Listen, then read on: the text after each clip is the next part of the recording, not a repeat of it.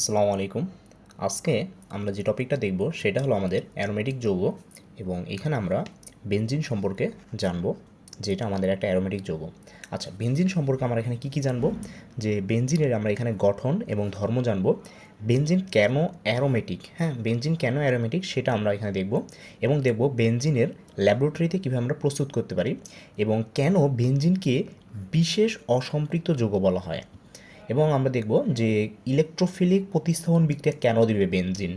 যেহেতু বেনজিনে double bond আছে, বেনজিনে দেওয়ার কথা অ্যাডিশন রিয়াকশন, বাট সেইখানে কেন ইলেকট্রোফিলিক প্রতিস্থাপন দিবে এবং রেজোনেন্স ধর্ম কেন প্রদর্শন করবে এবং অর্থ প্যারা মেটা নির্দেশক এইগুলো কী বেনজিনের ক্ষেত্রে, এবং লাস্টে আমরা দেখব বেনজিনের ওজোনোলাইসিস।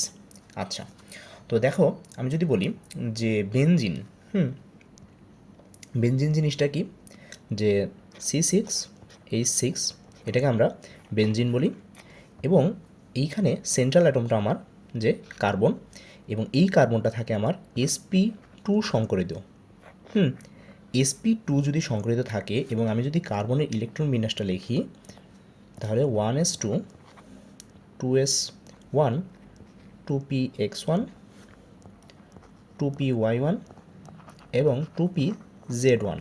তো এখন যদি sp2 হয় তার মানে আমার একটা s এবং দুইটা p আমার হাইব্রিডাইজেশনে অংশগ্রহণ করতেছে, বাকি একটা আমার অসংকরিত বা আনহাইব্রিডাইজড রয়ে যেতেছে।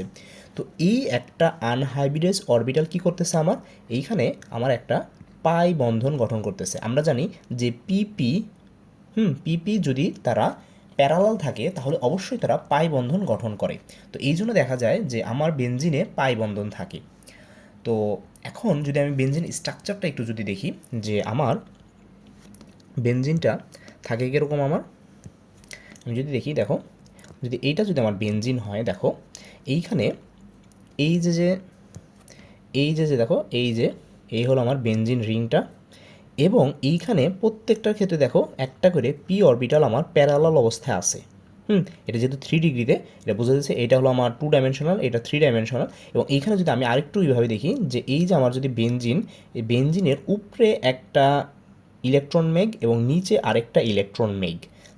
তো আমি যদি এটাকে একটু নিজের মতো আঁকি, যে জিনিসটা এরকম হবে, যে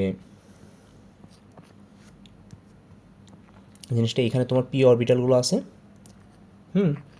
পি অরবিটালগুলো আছে এবং তারা উপরে একটা ইলেকট্রন মেঘ গঠন করছে এবং আরেকটা কি করছে তোমার নিচে, নিচে তোমার ইলেকট্রন মেঘ গঠন করছে। অ্যাবভ এবং বিলো দেখা যায় আমার তিনটা করে, উপরে আমার তিনটা পাই ইলেকট্রন এবং নিচে আমার তিনটা পাই ইলেকট্রন থাকে, ঘোরাফেরা করে। তো এইটা হলো আমার বেনজিন। যদি আমি 3 ডাইমেনশনাল যদি আমি বেনজিন দেখি তাহলে দেখতে অনেকটা এরকম দেখা যাবে, যে উপরে আমার একটা আছে, নিচে আমার একটা ডোনাটের মতো, উপরে একটা ডোনাট নিচে একটা ডোনাট, এবং এইভাবে তোমার বেনজিনটা রয়েছে। আচ্ছা, তো এখন আমি যদি একটু বন্ড অ্যাঙ্গেলের কথা চিন্তা করি, যে বন্ড অ্যাঙ্গেলটা আমার কী হবে বেনজিনের ক্ষেত্রে, যে ধরো এই যে আমার বেনজিন C6, এটা হলো আমার এখানে, এই হলো আমার বেনজিন। আমি হাইড্রোজেনগুলো যদি একটু দেই তাহলে এই হলো আমার বেনজিনটা। তো এইখানে আমি যদি একটা শুধুমাত্র একটা কেসে দেখাই, দেখো এই যে একটা আমার হাইব্রিড অরবিটাল, এইখানে একটা হাইব্রিড অরবিটাল, যেহেতু আমার হাইব্রিড অরবিটাল আমার সিগমা বন্ড গঠন করে এবং এই যে একটা আমার হাইব্রিড অরবিটাল, তাহলে এই যে এই দুইটার মধ্যে যে অ্যাঙ্গেলটা, সেই অ্যাঙ্গেলটা হয় 120 ডিগ্রি, যেটা হওয়ারই কথা, কারণ আমরা জানি sp2 হাইব্রিডাইজেশনে অ্যাঙ্গেল হয় 20 ডিগ্রি এবং এইটা একটা প্লেনের উপরে থাকে। আমি যদি বলি এইটা, যদি এই যে দেখো আমি যদি বলি একটা 2 ডাইমেনশনাল যদি একটা আঁকি, এটা এক্স অ্যাক্সিস, এটা আমার ওয়াই অ্যাক্সিস, তাহলে এইখানে বেনজিনটা এই প্লেনের উপরে আমার থাকবে। বেনজিনটা আমার এই প্লেনের উপরে থাকবে এবং জেড অ্যাক্সিস বরাবর আমার এখানে জেড অ্যাক্সিস বরাবর আমার অসংকৃত পি অরবিটালগুলো থাকবে। এখানে তো কী আঁকলাম এটা, তো এরকম আর কি 6টা যদি হয় তাহলে এখন 6টা পি অরবিটাল আমার জেড অ্যাক্সিস বরাবর আমার থাকবে।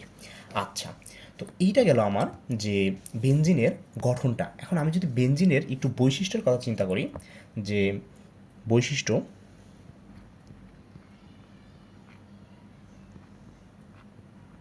তো বেনজিনের বৈশিষ্ট্য কি, যে প্রথম যে বৈশিষ্ট্যটা, বেনজিন হলো আমার একটা নন পোলার।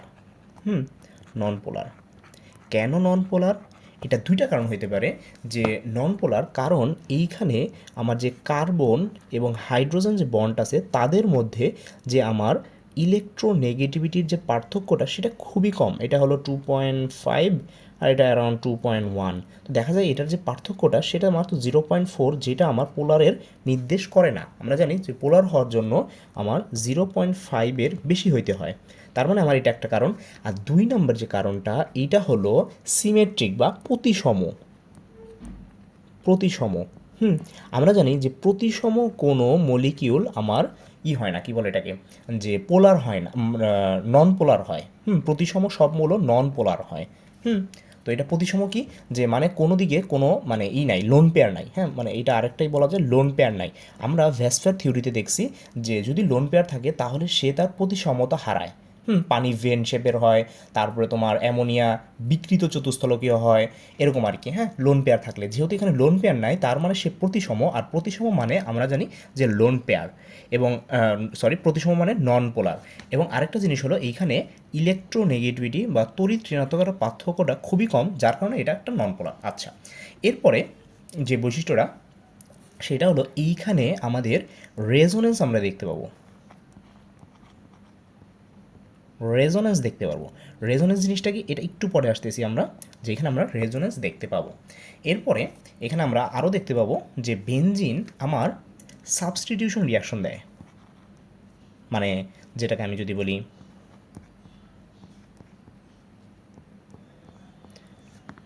প্রতিস্থাপন। প্রতিস্থাপন। এবং কেন প্রতিস্থাপন বিক্রিয়া দেয় ইলেকট্রোফিলিক, এটা আমরা একটু পরে আসতেছি। তো এটা সাবস্টিটিউশন রিয়াকশন দেয়। এটা বৈশিষ্ট্য কীভাবে হলো, কারণ দেখো যে এইখানে বেনজিন আমরা জানি যে পাই বন্ধন থাকে, মানে ডাবল বন্ড থাকে। তো ডাবল বন্ড থাকার মানে কি, সে দিবে অ্যাডিশন রিয়াকশন। সে কেন সাবস্টিটিউশন রিয়াকশন দিবে, এটা একটা ইন্টারেস্টিং ব্যাপার, এটা আমরা দেখব। আচ্ছা, তো এরপরে আমরা দেখব যে এই বেনজিনটা আমার যে বয়েলিং পয়েন্টটা, বেনজিনের যে বয়েলিং পয়েন্টটা সেটা অ্যারাউন্ড তোমার 80°C। সেটা অ্যারাউন্ড আমার 80°C। এবং যে মেল্টিং পয়েন্টটা আমার,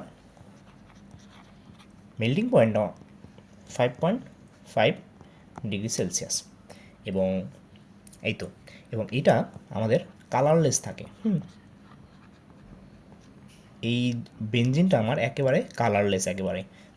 এবং এরা, আমরা এটা প্রথমেই যেটা বলছি যে পানিতে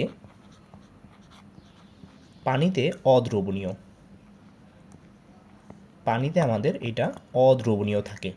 যেহেতু নন পোলার সেহেতু অবশ্যই আমার পানিতে অদ্রবণীয় থাকবে। আচ্ছা, এবং এই বেনজিনটা আমার হাইলি ফ্লেমেবল। ফ্লেমেবল মানে কি, যে আমার এই বেনজিনটা খুবই দাহ্য একটা পদার্থ। খুবই দাহ্য একটা পদার্থ। আচ্ছা, তো এই গেল আমার যে বেনজিনের তোমার গঠন, বেনজিনের গঠন এবং ধর্ম। তো এখন আমরা দেখব বেনজিন কেন অ্যারোমেটিক যৌগ, বেনজিনকে আমি কেন অ্যারোমেটিক বলবো। আচ্ছা, তো অ্যারোমেটিক, একটা যৌগ অ্যারোমেটিক হওয়ার শর্তগুলো কী কী, আমি যদি বলি যে একটা যৌগ অ্যারোমেটিক হওয়ার শর্ত, কী কী শর্ত বা কী কী কন্ডিশন ফুলফিল করলে আমি তাকে একটা অ্যারোমেটিক কম্পাউন্ড বলতে পারি। এক নম্বর যে শর্তটা সেইটা হলো আমাদের যে তোমাকে মাস্ট বি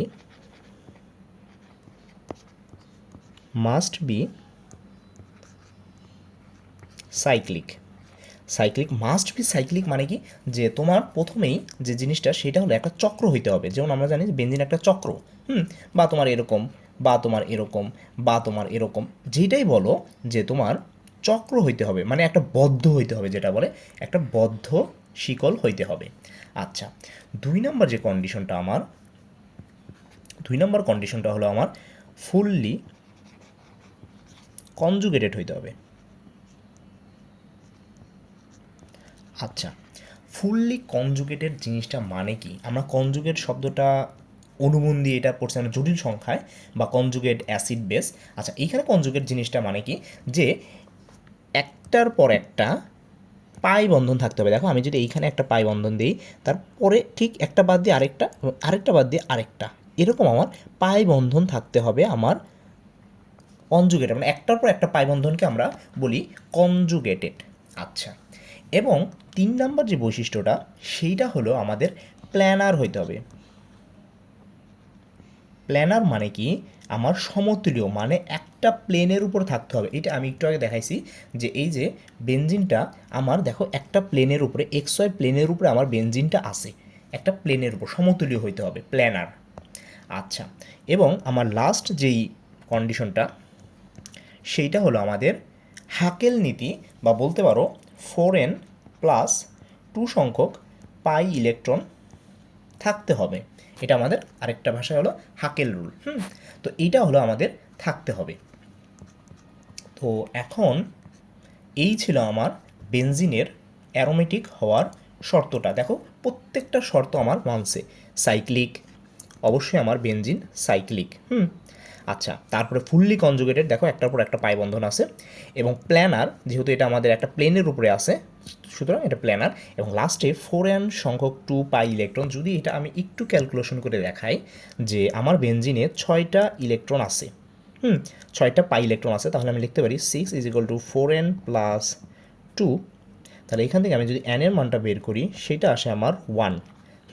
এটা 4n সংখ্যক পাই ইলেকট্রন, বা বলতে পারো যে এখানে আমার n এর মানটা আসবে 0, 1, 2, 3 এরকম ডট ডট পূর্ণ সংখ্যা, অবশ্যই পজিটিভ। আচ্ছা, তো এইখানে জিনিসটা যেটা হলো, তাহলে আমার বেনজিন 4টা শর্তই ফুলফিল করলো, তার মানে আমার বেনজিন একটা অ্যারোমেটিক। আচ্ছা, তো এরপরে আমি যদি দেখি যে এরপরে আমার কী ছিল, যে বেনজিনের প্রস্তুতি। আমি যদি বেনজিনের প্রস্তুতিটা একটু দেখাই, যে কয়েকটা প্রস্তুতি আমাদের, যেগুলো আমাদের ল্যাবে সবচেয়ে বেশি হয়। আচ্ছা, তো 1 নম্বর যে প্রস্তুতিটা আমি যদি বলি, যে বেনজিনের প্রস্তুতি,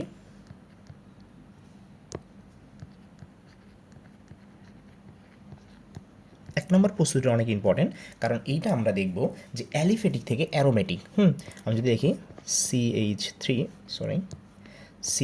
ট্রিপল বন্ড CH, এটা আমাদের একটা অ্যালকাইন। তো এই অ্যালকাইনটা যদি তুমি একটা লৌহ নলের ভিতর দিয়ে, একটা লৌহ নল নিলাম, এবং এই টেম্পারেচারটা অনেক বইয়ে অনেক রকমের, আমি দিলাম ধরো 400 থেকে 450 ডিগ্রি, বা কম বেশি হইতে পারে, যারা মেডিকেলি তারা একটু দেখে নিও। আচ্ছা, তো ব্যাপারটা হয়েছে এখন যে তোমার এই নলের মধ্য দিয়ে যদি তুমি এটাকে বাষ্পকে চালিত করো, তুমি এই সাইডে তুমি আমাদের সেই কাঙ্ক্ষিত C6H6 আমাদের সেই বেনজিন পাবা। তো জিনিসটা হচ্ছে কি, এইটা আমাদের একটা পলিমারকরণ রিয়াকশন। পলিমারকরণ রিয়াকশন। তো আমি যদি এটা একটু দেখাই যে এটা কীভাবে হয়, যে তোমার এই যে এখানে যে বেনজিন আছে, তো এই যে এই জিনিসটা, এটা 3 অণু নেয়। এটা হলো 3 অণু রিয়াক্ট করে। এটা হলো অনেকটা এরকম যে CH ট্রিপল বন্ড CH, তারপরে তোমার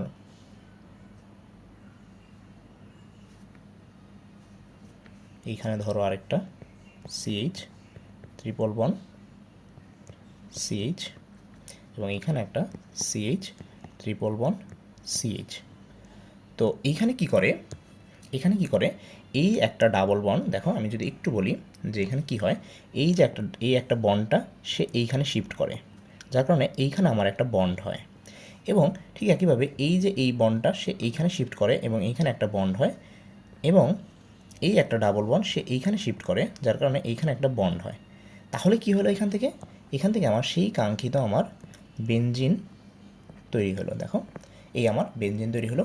তো এইটাকে আমি যদি রেজোনেন্স ফর্মে লিখি, তখন আর এইভাবে লেখা যায় না, তখন আমরা এটাকে এইভাবে একটা গোল্লা দিয়ে লিখি, কারণ এটা প্রতিনিয়ত আমার ঘুরতে থাকে। এটা আমার প্রতিনিয়ত ঘুরতে থাকে, আমরা এটা দেখব। এটা আমরা দেখব। আচ্ছা, তো এখন আমরা যে জিনিসটা দেখব, যে এটা আমার গেল 1 নম্বর প্রস্তুতি, যে আমি অ্যালকাইনকে যদি আমি একটা নির্দিষ্ট টেম্পারেচারে যদি আমি লৌহ নলের ভিতর দিয়ে, এটা কিন্তু আমার লৌহ নল, এটার মধ্যে দিয়ে যদি আমি নেই, তাহলে আমি বেনজিন পাই। আচ্ছা, তো এরপরে যে রিয়াকশনটা 2 নম্বর যে প্রসিডিউরটা, সেটা হলো আমার ডিকার্বক্সিলেশন অফ অ্যারোমেটিক অ্যাসিড। মানে আমি যে ডিকার্বক্সিলেশন রিয়াকশন করছি আমার অ্যালকেনের জন্য, মানে অ্যালকেন প্রস্তুতির জন্য, ঠিক একইভাবে আমরা দেখব ডিকার্বক্সিলেশন ফর অ্যারোমেটিক অ্যাসিড। তো ধরো আমি একটা কম্পাউন্ড নিলাম,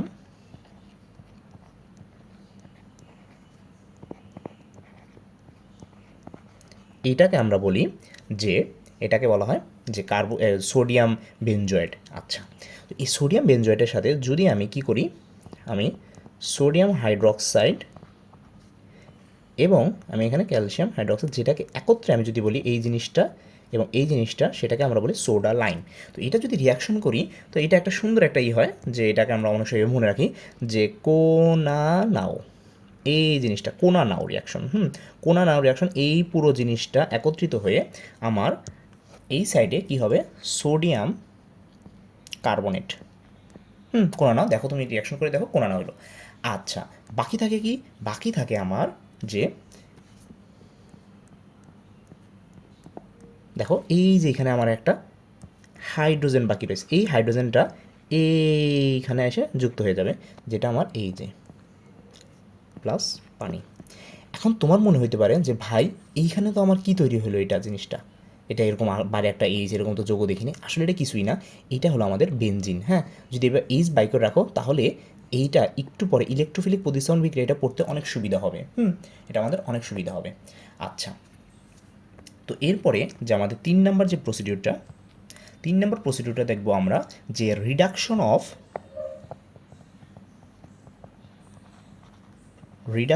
ফেনল।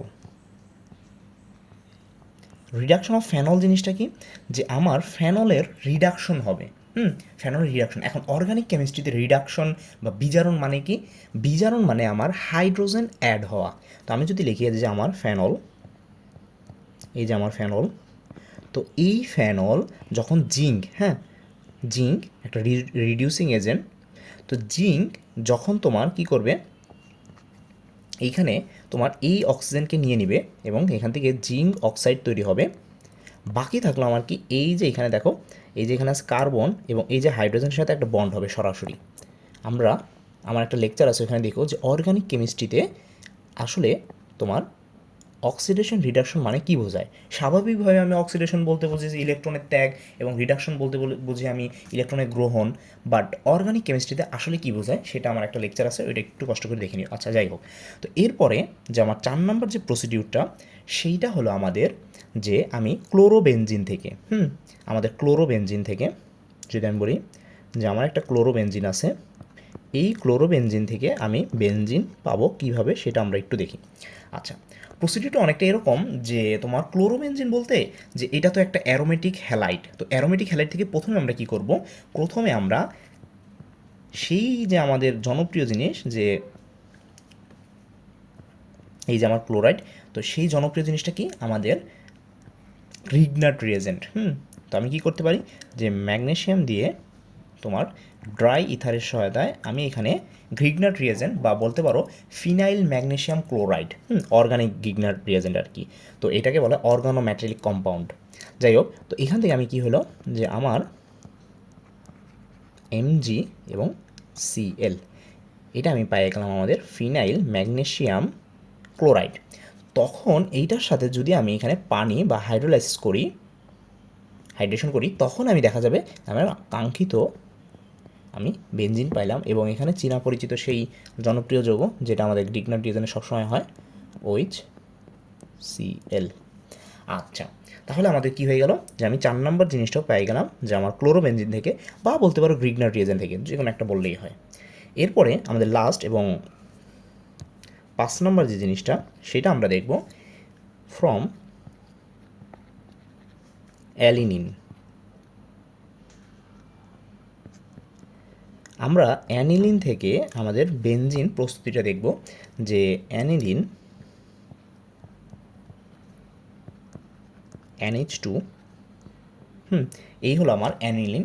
তো অ্যানিলিনকে যদি আমি নাইট্রাস অ্যাসিডের সহায়তায় HNO2, এইটার সাদা, এবং এখানে টেম্পারেচারটা খুবই গুরুত্বপূর্ণ, এইটার সাহায্যে যদি আমি এটাকে নাইট্রাস অ্যাসিডের সাথে রিয়াকশন করাই, সেইখান থেকে আমাদের অর্গানিকের মানে অ্যারোমেটিকের আরেকটা গুরুত্বপূর্ণ হয়, যেটাকে আমরা বলি বেনজিন ডায়াজোনিয়াম সল্ট, বা সংক্ষেপে ডায়াজোনিয়াম সল্ট। তো এই হলো আমার সেই কাঙ্ক্ষিত ডায়াজোনিয়াম সল্ট। তো এটাকে এইভাবে লেখে আর কি, যে অনেকে বুঝতে অসুবিধা হবে, N2Cl আর কি। যাই হোক, তো এই আমার ডায়াজোনিয়াম সল্ট, এই ডায়াজোনিয়াম সল্টকে তুমি যদি কী করো,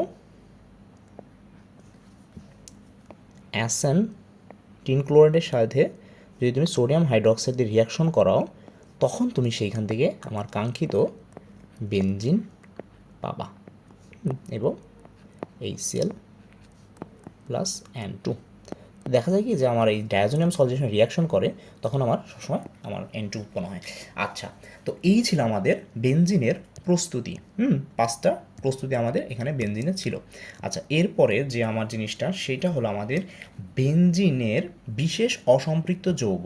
এটা খুবই ইন্টারেস্টিং একটা জিনিস যে বেনজিন আমাদের ডাবল বন্ড থাকা সত্ত্বেও, হ্যাঁ, আমি যদি তোমাকে এখানে লিখি যে আমার alkyne CH2 double bond CH2, এটাকে আমরা বলি অসম্পৃক্ত যৌগ। কারণ কি? কারণ এটা আমার, যদি আমি এটা পরীক্ষা করি তাহলে এটা দেখা যাবে বেয়ার পরীক্ষা দেয়, ব্রোমিন টেস্ট এবং বেয়ার পরীক্ষা K2Cr2O7 প্লাস সালফিউরিক অ্যাসিড, যাই হোক, যেটা আমার মূল কথা হলো OH, যা আমার অক্সিজেনের সাথে রিয়াকশন করে, যাই হোক। তো এইখানে আমার এই যে অ্যালকিন, মূলত অ্যালকিন না, মূলত এখানে আমার এই ডাবল বন্ড, হ্যাঁ, ডাবল বন্ড আমার ব্রোমিন পরীক্ষা দেয়, মানে আমার এটাকে ব্রোমিনের যেই দ্রবণটা আছে, লাল দ্রবণটা, সেটাকে আমার বিরঞ্জন করে দেয় এবং আমার এইখানেও বেয়ার পরীক্ষার ক্ষেত্রেও আমার এটা পজিটিভ রেজাল্ট দেয়, এই যে ডাবল বন্ডটা। ঠিক একইভাবে অ্যালকাইন ট্রিপল বন্ড, ওইখানেও যেহেতু পাই বন্ড আছে, সুতরাং ও এটা পজিটিভ রিয়াকশন দেয়, দুইজনের পজিটিভ দেয়। কিন্তু বেনজিন আমার বেয়ার পরীক্ষা এবং ব্রোমিন দ্রবণ পরীক্ষা দেয় না, যেহেতু তার ডাবল বন্ড আছে সেহেতু থাকার কথা। কিন্তু দেখো, আমি যদি বলি যে এই যে আমার বেনজিনটা আছে, এই যে আমার বেনজিনটা, এই বেনজিনটা, এইখানে যে ডাবল বন্ডটা, এই যে আমি যদি বলি double bond double bond double bond, এই ডাবল বন্ড আর এই ডাবল বন্ডের পার্থক্যটা কি? এই ডাবল বন্ডের ভিতরে আর এই ডাবল বন্ডের ভিতরে পার্থক্যটা হলো তোমার যে এই ডাবল বন্ডটা এইখানে, মানে কি বলবো এটাকে, যে আমি যদি একটু একটু একটু বলি, যে দেখো এটাকে যদি আমি একটু ভেঙে লিখি, এই হলো আমার জিনিসটা। তো এইখানে কি হয়, এই ডাবল বন্ডটা, এই ডাবল বন্ডের এই যে মনে করো পাই বন্ড, এই পাই বন্ডটা এইখানে শিফট হইতে পারে না, এইখানে শিফট হইতে পারে না, এইখানে শিফট হইতে পারে না, এইখানে শিফট হইতে, মানে এইটা এখানে আবদ্ধ, এটা এখানে আবদ্ধ। But in case of benzene, আমি যদি বলি বেনজিনের এই ডাবল বন্ডটা, মানে এই পাই বন্ডটা এইখানে শিফট হইতে পারে এবং এইটা এখানে শিফট হইতে পারে এবং এইটা এখানে শিফট হইতে পারে, মানে একটা রেজোনেন্স কাঠামো দেয় বেনজিন। মানে আমি এইটাকে এইভাবে লিখতে পারবো না, এটাকে মানে লিখতে হয় তোমার এইভাবে লিখতে হয়, মানে বড় একটা গোলা দেয়, মানে এটা অ্যাট এ টাইম তোমার এইখানেও বোঝাইতেছে ডাবল বন্ড, এইখানেও ডাবল বন্ড বোঝাইতেছে, আবার এইখানেও ডাবল বন্ড বোঝাইতেছে, বুঝতে পারছো? এই জন্য এইটা একটা, মানে বলতে পারো যে আমি যদি এই যে এই বেনজিনটার, এই বেনজিনটার, এই বেনজিনটার যদি আমি একটা স্টিল পিকচার তুলি, মানে একটা মনে করো একটা এই বেনজিনটা আমি দেখতে পারতেছি, তো এই বেনজিনটার আমি একটা ক্যামেরাতে ছবি তুলতেছি, তো ছবি তুললে তুমি যে জিনিসটা দেখো সেটা হলো এইটা, বাট এইটা হলো অ্যাকচুয়াল বেনজিন। আচ্ছা, তো এরপরে এই জন্য আমাদের এই যে টপিকটা মূলত হলো সামারি হলো যে বেনজিনের ডাবল বন্ড স্থায়ী না, রেজোনেন্স কাঠামো দেয়, এই জন্য সে একটা বিশেষ ধরনের অসম্পৃক্ত যৌগ, যদিও তার ডাবল বন্ড আছে। আচ্ছা, তো এরপরে যে জিনিসটা আমরা দেখব যে কেন ইলেকট্রোফিলিক প্রতিস্থাপন বেনজিন দিবে। আমি যদি বলি যে বেনজিন কেন ইলেকট্রোফিলিক প্রতিস্থাপন দিবে, তো বেনজিন জিনিসটা কি, যে আমার ছিল যে এই যে ছিল আমার, এই যে ছিল আমার বেনজিন, এটাকে যদি আমি একটু এইভাবে লিখি, যে ধরো, যেহেতু আমি 3 ডাইমেনশন এখানে দেখাতে পারতেছি না, যে ধরো তোমার এই যে বেনজিনটা, আমি যদি এখানে একটু দেখাই, যে এই যে বেনজিনটা এইখানে, এইখানে আমার এই যে সাদা যে আমি জিনিসটাতে বোঝাইতেছি, এইটা ধরো আমার উপরে, এবং এইটা হলো আমার নিচে। জিনিসটা হলো এরকম যে আমি যদি এটা তো 3 ডাইমেনশনে দেখানোর একটু চেষ্টা করছি, বাট এখানে যদি দেখি যে আমার এই যে মনে করো বেনজিনটা, এই যে মনে করো বেনজিনটা, এইটা মনে করো একটা বেনজিন এক একটা প্লেনের উপরে আছে আর কি, হ্যাঁ, একটা প্লেটের মতো আছে, এবং তার এই যে উপরে যে তোমার এই যে পাই অরবিটালগুলো থাকে না, এই পাই অরবিটাল, উপরে পাই অরবিটাল, 3টা পাই অরবিটাল এবং নিচে পাই অরবিটালের লোবটা আর কি, উপরে 3টা পাই অরবিটাল লোব, 6টা পাই অরবিটালের লোব, আর নিচে 6টা পাই অরবিটাল লোব। তো এইখানে আমি এটা একটু অন্য কালিতে দেখাই, এই যে এখানে পাই ইলেকট্রন ঘোরাফেরা করতেছে এবং এইখানে আমার পাই ইলেকট্রন ঘোরাফেরা করতেছে, যার কারণে এইটা হলো আমার 3টা পাই ইলেকট্রন থাকে এবং এইখানে আমার 3টা পাই ইলেকট্রন থাকে। তো দেখা যায় কি এরা ইলেকট্রনগুলো ডিলোকালাইজড। আচ্ছা, ডিলোকালাইজড মানে কি? ডিলোকালাইজড মানে হলো সঞ্চালনশীল, মানে এরা স্থায়ী না, এরা এখানে প্রতিনিয়ত ঘুরতে থাকতেছে। এখানে প্রতিনিয়ত এখানে ঘুরতে থাকতেছে উপরে, এবং এখানে নিচে ঘুরতে থাকতেছে। তো ওরা বলে কি যে আসো আমার কাছে, মানে তোমার নিউক্লিওফাইল, ইলেকট্রোফাইলকে, ইলেকট্রোফাইল আমরা জানি ইলেকট্রোফাইল ইউ পজিটিভ থাকে। তো এই ইলেকট্রোফাইলকে ওরা আমন্ত্রণ জানায় যে আসো আমার কাছে ইলেকট্রন ডেন্সিটি আছে, যেহেতু দেখো এখানে ইলেকট্রন ডেন্সিটি এবং এখানে ইলেকট্রন ডেন্সিটি, আমার কাছে ইলেকট্রন ডেন্সিটি আসো, তোমরা আসো এবং আমার কাছ থেকে হাইড্রোজেনকে রিমুভ করে আমার সাথে যুক্ত হও। এটা যে ডিউ টু অ্যাবভ এবং below electron density is high in benzene, so there is a possible, মানে সেইখানে খুব সহজভাবেই তোমার এই ইলেকট্রোফিলিক প্রতিস্থাপন বিক্রিয়া তোমার সম্ভব হাইড্রোজেনকে সরিয়ে। আচ্ছা, তো এরপরে যে জিনিসটা আমার আসবে, যে বেনজিনের ইলেকট্রোফিলিক প্রতিস্থাপন কেন দেয়, মূলত বেনজিনের অ্যাবভ এবং উপরে এবং নিচে প্রচুর ইলেকট্রন ডেন্সিটি থাকে, যার কারণে সে নতুন ইলেকট্রোফাইলকে খুব সহজেই নিতে পারে। আচ্ছা, তারপরে যে জিনিসটা, যে বেনজিন কেন রেজোনেন্স ধর্ম প্রদর্শন করে, বেনজিন কেন রেজোনেন্স ধর্ম প্রদর্শন করে, তো এইটা যদি আমি একটু দেখাই, এইখানেই দেখাই জিনিসটা, জিনিসটা ওইভাবে তোমাদের না জানলেও হবে, বাট আমি যদি একটু দেখাই, যে দেখো এই চিত্রটা একটু খেয়াল করো, এইখানে একটা জিনিস দেখো, যে এই যে আমার যেটা সাইক্লোহেক্সেন, এখানে জাস্ট একেবারে একটা মানে বলতে পারো অ্যালিফেটিক একটা জিনিস, যে জাস্ট সাইক্লো আর কি, সাইক্লো যৌগ। ও কী করছে, ওর এইখানে তুমি কী করছো, হাইড্রোজেনকে ইমিট করছো, মানে ডিহাইড্রোজেনেশন করছো। তো করার পরে কী হয়েছে, একটা ডাবল বন্ড তৈরি হয়েছে, এই জন্য তোমার এতটুকু শক্তি গেছে। তারপরে তুমি সেটা কী করছো, আবার একটা কী করছো, ডিহাইড্রোজেনেশন করছো, এবং এখানে দুইটা ডাবল বন্ড তৈরি হয়েছে, যার কারণে শক্তি আরেকটু বাড়ছে। এবং তুমি যদি আরেকবার করো এটাকে, আরেকবার যদি করো তাহলে এইটা আসার কথা, আমি আবার বলতেছি কথা, মানে এটা কিন্তু আসবে না। আচ্ছা যাই হোক, তো এইটা হলো এতটুকু শক্তি আসে, বাট দেখা যায় কি এইটা হলো হাইপোথেটিক্যাল, বা মানে তোমার স্বাভাবিকভাবে যে গ্রাফটা হইতেছে আর কি, বাট দেখা যায় কি এই শক্তিটা এইখানে না হয়ে এইখানে চলে আসে। এই যে দেখো এইটুক শক্তি তোমার মানে বেনজিন হারাইতেছে। মানে আমরা একটা জিনিস জানি, যে আমি যদি একটু বলি যে বেনজিন যত এনার্জি যত বেশি হবে, এনার্জি যত হাই তত বেশি আনস্টেবল, আমরা এটা জানি, তত বেশি আনস্টেবল, এবং এনার্জি যত লো সে তত বেশি স্টেবল। এটা আমরা জানি, সে তত বেশি স্টেবল আমার।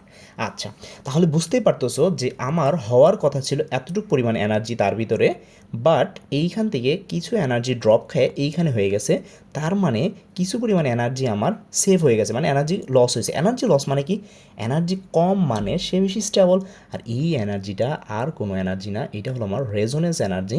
প্রতিনিয়ত ইলেকট্রনের শিফটিং ঘটতেছে, এই জন্য আমার রেজোনেন্স হইতেছে, এবং এই রেজোনেন্সের কারণে আমি কিছু শক্তি লস করতেছি এবং আমি স্টেবল হইতেছি। তো মূল কথা কি, বেনজিন স্টেবল হওয়ার জন্য, এবং যেহেতু বেনজিনের কনজুগেট পাই বন্ড আছে, কনজুগেট ডাবল বন্ড আছে, সেহেতু বেনজিন রেজোনেন্স প্রদর্শন করে স্টেবল হওয়ার জন্য। আচ্ছা, তো এই তো, তো এরপরে যে জিনিসটা, আমি যদি এইটাকে মুছে ফেলি, আচ্ছা এরপরে যে আমার জিনিসটা সেটা কি বলছে এখানে আমার, সেটা বলছে আমার অর্থ প্যারামেটামূলক কি বেনজিনের ক্ষেত্রে। আচ্ছা, তো এরপরে যদি আমি একটু দেখাই যে অর্থ মেটামূলক কি, ধরো তোমার কাছে আছে টুলুইন, টুলুইন কি, এটা হলো আমার টুলুইন। তো এখন এইখানে আসলে টুলুইন কীভাবে তৈরি হয়েছে আমি যদি একটু বলি, যে আমার এখানে বেনজিন ছিল, বেনজিনের সাথে আমি রিয়াকশন করাইছি, মনে করো CH3 Clকে, এবং এখানে মাধ্যমটা দিয়েছি আমি একটা লুইস অ্যাসিড, অ্যালুমিনিয়াম ট্রাইক্লোরাইড অথবা তোমার FeCl3, যাই হোক। তো আমি কি করছি, লুইস অ্যাসিডের সহায়তায় আমি এখানে এই যে এই জিনিসটা আছে, এই জিনিসটা, এটা এখানে কি হয়, ও হয়ে যায় CH3+ এবং ও হয়ে যায় মাইনাস, এবং পরবর্তীতে ও এটার সাথে রিয়াকশন করে। যাই হোক, আমি এখানে মেকানিজম দেখাই দিচ্ছি না, আমি মূলত কী বলতেছি যে এই জিনিসটা ও একটা ইলেকট্রোফাইল, কারণ ওর এখানে ইলেকট্রন ডেন্সিটি কম। এই ইলেকট্রোফাইলটা কী করতেছে, এই যে এখানে হাইড্রোজেনটা আছে, এই হাইড্রোজেনকে ইমিট করে এইখানে এই ইলেকট্রোফাইলটা বসতেছে। আসলে ইলেকট্রোফাইল বলতে এখানে এই যে সেই টুলুইনটা বসতেছে, টুলুইনটা বসতেছে। তাহলে টুলুইন কী হলো, যে আমার এই যে হলো আমার সেই টুলুইন। তো এখন এই টুলুইন এইখানে বসছে, তো আমি যদি এখানে এটা নাম্বারিং করি, তাহলে এইটা হয় আমার 1 পজিশন, এটা 2 পজিশন, এটা 3, এটা 4, এটা 5 এবং এটা 6। বা আমি যদি বলি যে এই একের সাপেক্ষে 2 নাম্বার যে পজিশনটা সেইটাকে আমরা বলি অর্থ, এবং 3 নাম্বার যে সেটাকে আমরা বলি মেটা, এবং 4 নাম্বার যেটা সেটাকে আমরা বলি প্যারা, এবং আবার সিমেট্রিকভাবে 5 নাম্বারটাকে বলি আমরা মেটা, এবং 6 নাম্বারটাকে বলি আমরা অর্থ পজিশন। আচ্ছা, তো এখন এই যে এই মূলকটা, এইটা নিজে কি অর্থপ্যারা নির্দেশক হবে নাকি মেটা নির্দেশক হবে, সেইটা আমরা কিভাবে জানবো, একটু যদি আমি ব্যাখ্যা করি। যে ধরো আমার এখানে যুক্ত আছে বেনজিন, তার সাথে সরাসরি যুক্ত আছে আমার এক্স, এবং তার সাথে যুক্ত আছে আমার একটা ওয়াই। তো এখন এই যে এটা তো একটা মূলক, এটা তো একটা মূলক, এক্স ওয়াই একটা মূলক। তো এখন এই এক্স ওয়াই সে অর্থপ্যারা হবে নাকি মেটা হবে, সেইটা বোঝার একটা মানে খুবই সুন্দর একটা আছে, যে জিনিসটা হচ্ছে এরকম, যদি if X greater then Y electronegativity, যদি তোমার এক্সের ইলেকট্রোনেগেটিভিটি ওয়াইয়ের থেকে বেশি হয়, তো সেই ক্ষেত্রে তোমার এই পুরো মূলকটা হবে, এক্স ওয়াই মূলকটা হবে তোমার অর্থপ্যারা। কি বললাম আমি, যে যদি আমার এক্সের ইলেকট্রোনেগেটিভিটি ওয়াইয়ের তুলনায় বেশি হয়, তখন আমার এই এক্স ওয়াই মূলকটা হবে আমার অর্থপ্যারা নির্দেশক। যদি আমি এখন এক্সাম্পলের কথা বলি, যে দেখো আমার টুলুইনের ক্ষেত্রে CH3, তো এইখানে আমি যদি লিখি যে CH3, আমি ওইভাবে আর 3টা বন্ধে দেখাইতেছি না, তো CH3, এবং এখানে আছে সি, বা বলতে পারো এখানে আছে বেনজিন আমার, যাই হোক। তো দেখো এইখানে সি ওর ইলেকট্রোনেগেটিভ 2.5, এবং আমরা একটু একটু দেখছি এখানে 2.1। তার মানে বুঝতেই পারতেছে এখানে এক্স যেটা আমার কার্বন, তার ইলেকট্রোনেগেটিভিটি আমার বেশি কার তুলনায়, হাইড্রোজেন ওয়াইয়ের তুলনায়। তো এইভাবে তুমি যদি যেগুলোই দেখো, যেমন তুমি যদি ফেনলের কথা চিন্তা করো, ফেনল ওইচ, বুঝতেই পারতেছো এখানে ওর ইলেকট্রোনেগেটিভিটি ওর থেকে অনেক বেশি। তারপরে তুমি আর কি দেখবা, মনে করো অ্যালেনিন,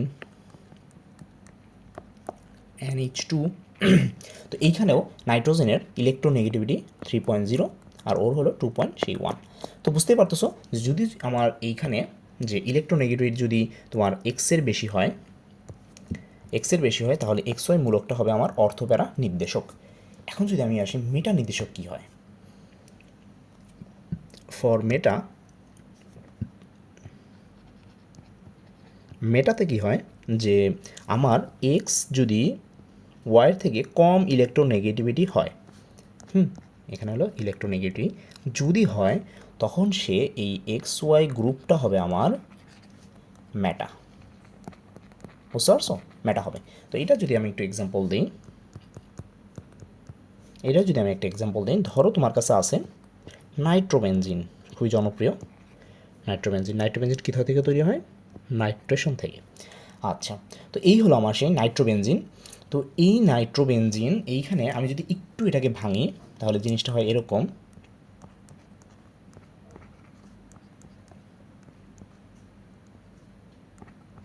আচ্ছা, তো এইটা হলো আমার সেই নাইট্রোবেনজিন। তো এখন এই নাইট্রোবেনজিনের এইখানে দেখো একটা জিনিস, আমার এই যে নাইট্রোজেন আছে, এই নাইট্রোজেনের থেকে অক্সিজেন কিন্তু আমার বেশি ইলেকট্রোনেগেটিভিটি, মানে এইটা হলো আমার ওয়াই, এটা হলো আমার এক্স। তার মানে আমার এখানে অক্সিজেনের আমার জানি 3.5 এবং নাইট্রোজেনের হলো 3.0। তার মানে বুঝতে পারতেছো এখানে আমার ওয়াই গ্রেটার দেন এক্স হয়েছে ইলেকট্রোনেগেটিভিটির কেসে তার মানে এটা আমার একটা মেটা হয়েছে। এবং অর্থপ্যারা মেটা নির্দেশক মানে কি, আমি যদি এখন এটার মানেটা বলি লাস্টে একেবারে, যে এই যদি আমার হয় বেনজিন, এটা হলো আমার ধরো একটা ইলেকট্রোফাইল, যদি ইলেকট্রোফাইল, যদি ধরো দুইটা কেস, যদি আমার অর্থপ্যারা হয় এবং যদি আমার মেটা হয়। যদি অর্থপ্যারা হয় তাহলে আমার নতুন আগত নতুন আরেকটা ইলেকট্রোফাইল, এটা E1 ধরো, এটা E2 ধরো, এই ইলেকট্রোফাইলটা কোথায় এসে বসবে সেটা নির্ভর করে E1-এর উপরে। বুঝতে পারছো? এই আমার এই E1 যেটা আছে সেইটার ধর্মের উপরে, সেটা অর্থ নাকি মেটা, সেইটার উপরে নির্ভর করবে আমার নতুন আরেকটা ইলেকট্রোফাইল কোথায় এসে বসবে। তো ধরো সেটা আমার অর্থপ্যারা, তাহলে সে এসে বসবে আমার এইখানে অথবা এইখানে, বা যদি সিমেট্রিক বলি আমি এইখানে। তিনটা পসিবল জায়গা। এখন যদি E1টা আমার হয় মেটা নির্দেশক, যেমন নাইট্রো, তারপরে তোমার অ্যালডিহাইড, যাই হোক, তো মেটা যদি হয় তখন আমার যে নতুন আমার E2টা সেইটা এসে বসবে এইখানে, বা ধরো সিমেট্রিক্যালি এইখানে এসে বসবে। বুঝতে পারছো জিনিসটা? এইটাই হলো আমার মেটা, বা তোমার বলতে পারো অর্থপ্যারা মেটা নির্দেশকের কাহিনী। তো এগুলোর রেজোনেন্স আছে, এগুলো আমরা অন্য একটা ইসে দেখব। তো এরপরে যে টপিকটা, লাস্ট টপিকটা আমার, সেইটা হলো আমার বেনজিনের ওজোনোলাইসিস। ওজোনোলাইসিস, আচ্ছা, ওজোনোলাইসিস মানে কি? ওজোনোলাইসিস মানে হলো আমার ওজোন অ্যাড O3, বা এটাকে যদি আমি লিখি,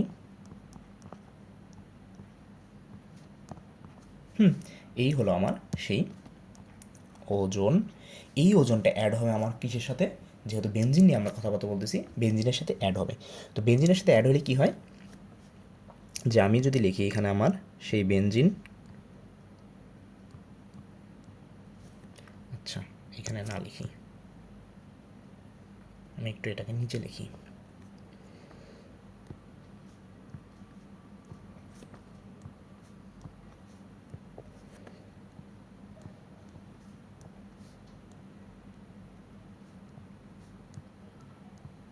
এই হলো আমার সেই বেনজিন, এবং আমি বেনজিনের সাথে অ্যাড করছি O3।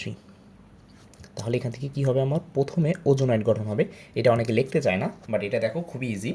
তো ওজোনাইড এই O3, ও কী করবে, ও রিয়াকশন করবে প্রথমে, মানে প্রত্যেকটার এই ডাবল বন্ডে যায় ও আঘাত করবে। আমরা জানি যে এখানে সিমেন্ট হলে স্টয়কিওমেট্রি অনুসারে এখানে 3 অণু ওজন অ্যাড হয়।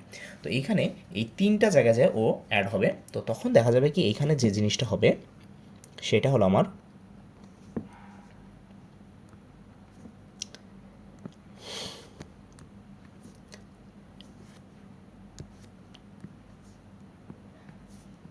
সেটা হবে আমার এই বন্ডগুলো, 3টা বন্ড ঠিক থাকবে, এটা এটা এবং এটা, এটা ঠিক আছে।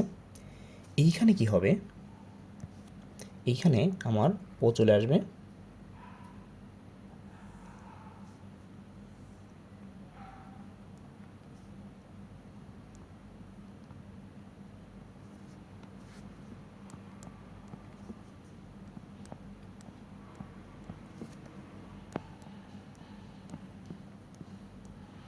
এই যে। তো এইটা হলো আমার, এই যে দেখো আমি যদি বলি এই যে একটা ওজন, এই যে একটা ওজন এবং এই যে একটা ওজন, তো এটা চলে আসলো। পরবর্তীতে এটাকে আমরা বলি, এটা একটা নাম আছে সুন্দর,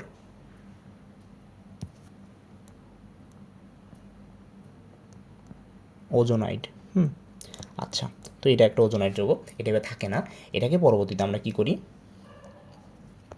এটাকে যদি আমরা জিঙ্ক এবং আমার হাইড্রোজেনের পানির সহায়তায় যদি আমি হাইড্রেশন করি, তখন দেখা যাবে কি জিঙ্ক, একটু আগে মনে হয় বলছিলাম প্রস্তুতির ক্ষেত্রে, যে জিঙ্ক সেটা আমাদের একটা অক্সিজেনকে নিয়ে নেয় আর কি। অক্সিজেনকে নিয়ে নিয়ে নেয়, মানে রিডিউসিং এজেন্ট। সে কী করবে, আমার প্রত্যেকের ক্ষেত্রে অক্সিজেনকে নিয়ে নিবে। তখন দেখা যাবে যে আমার এই জিনিসটা কি হবে, যে আমার এখান থেকে জিঙ্ক অক্সাইড তো তৈরি হবেই, প্লাস আমার এখান থেকে ভাঙন দিবে একটা। আমি যদি বলি ভাঙনটা কীভাবে দেয়, এটা খুব সহজ। এটার ভাঙনটা হবে এই যে এরকম,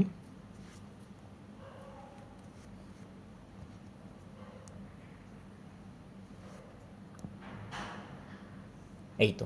তো এইভাবে একটা ভাঙন হবে এবং দেখো তুমি এই যে এইখানে একটা সেগমেন্টে কী কী পাইলো, একটা অক্সিজেন আছে, কার্বন আছে, কার্বন আছে, অক্সিজেন আছে। এখানে একটা জিনিস আমি লিখি নাই, মানে ইচ্ছা করে লিখি নাই, যে হাইড্রোজেনগুলো আর কি। হাইড্রোজেনগুলো অতটাই না, আমি যদি একটু হাত দিয়ে লেখাই দিই যে এই একটা হাইড্রোজেন, এই একটা হাইড্রোজেন, এই একটা হাইড্রোজেন, এই একটা হাইড্রোজেন, হাইড্রোজেনগুলো দেখতে মানে দিতে অনেক বিরক্ত লাগে। তো এই তো, তো এখানে একটা হাইড্রোজেনগুলো হবে। তো এইখানে আমি এই একটার ক্ষেত্রে শুধুমাত্র হাইড্রোজেনগুলো লিখি। তো এখানে ওরকম আর কি, হ্যাঁ, হাইড্রোজেনগুলো থাকে আর কি। যাই হোক, তো এখন দেখো যে আমার এই একটা, আমি একটা জাস্ট এই একটা পোর্শন নিয়ে যদি একটু আলোচনা করি, এখানে কী কী হইতেছে দেখো একটা জিনিস, এই বনটা ভাঙতেছে, এবং এই বনটা ভাঙতেছে, এখানেও এই বনটা ভাঙতেছে, এই বনটা এই বনটা ভাঙতেছে, একটা একটা বন ভাঙতেছে, এবং এখানে একটা বন ভাঙতেছে। জিনিসটা এরকম, আমি যদি এখান থেকে লিখি যে C C C H H O O এরকম, ঠিক দেখো এখানে এরকম ছিল। তো এখন কি হবে, এই বনটা, এই বনটা এবং এই বনটা তারা এখানে একটা বন্ড করবে, এবং এই বনটা এবংটা তারা এখানে একটা বন্ড করবে। তাহলে কি হইলো এখান থেকে আমার সি, এবং আমি যদি এখানে লিখি সি, তারপরে এখানে একটা বন্ড করলো অক্সিজেনের সাথে, ডাবল বন্ড করলো অক্সিজেনের সাথে, এবং এখানে একটা হাইড্রোজেন এবং এখানে একটা হাইড্রোজেন। এটা একটা নাম আছে, এটার নামটাকে বলা হয় গ্লাইঅক্সাল, গ্লাইঅক্সাল। তো এই হলো আমার বেনজিনের ওজোনোলাইসিস। মানে এগুলো খুবই ইজি জিনিস একটা। তো এরপরে আমরা হয়তো আমার চ্যানেলে আর কি আছে, নাইট্রেশনের ভিডিওটা আছে। তো এইভাবে করে আমরা ফিডেল ক্রাফট এবং বাকিগুলো দিব, এবং এরপরে আমরা বেনজিনের রেজোনেন্সটা একটু দেখব। আচ্ছা, তো আজকে আমাদের মূলত এই পর্যন্তই।